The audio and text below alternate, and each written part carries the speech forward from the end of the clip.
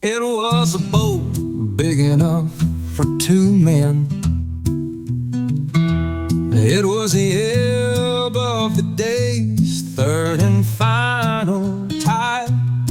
There were some big waves and some big fish. The passengers on board were ready for the ride. They were a long way, way too far from shore. The sun was low and still was beating down. They had no watch and they had no time, just drowning their shrimp as the boat was floating around. There was an old bridge as a new reef. There was a thought or two of quitting on each of their minds. There was a silence that came as John searched for the shore. There was suddenly a tug that came to the end of Billy's line. Well, it couldn't be the bottom, it was moving pretty rough. Billy struggled for his catch, it was getting pretty tough. John was happy as he shouted, Billy, reel in that line. Bill and John had called it excitement. There was no waste of time. When Billy landed the longest red that John had ever seen, he was tired and winded and completely out of steam. He lay scrunched beside the motor to take a little nap. John apparently was tired of taking Billy's crap. The men had seen their action. Was there time for more? John had asked Billy, but all he did was snore. So he grabbed a rod and baited. He cast it out his pole. He couldn't let Billy have the only story told. John just stared off the boat as the waves were calming down. Not a fish was biting, and he barely heard a sound.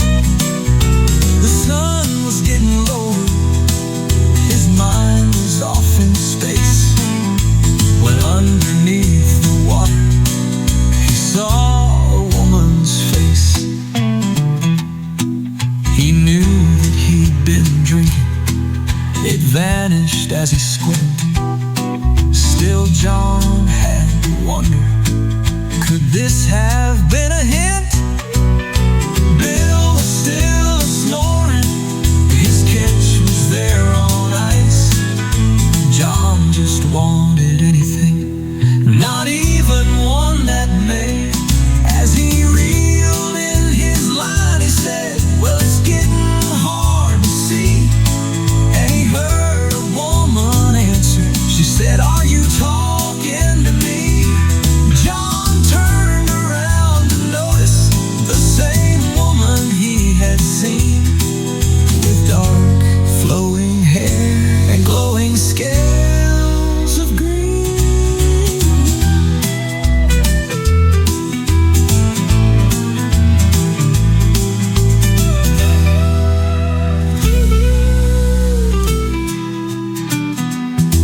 He tried to wake up Billy, but that could not be done. He rubbed his eyes, spoke as he looked into the sun. She sounded very friendly, John sounded very stiff. They talked about each other as the boat went adrift. Then as quickly as she'd come, she jumped back into the waves. John promised that he'd come out again another day, but John just sat bewildered, all the thoughts in his mind, when he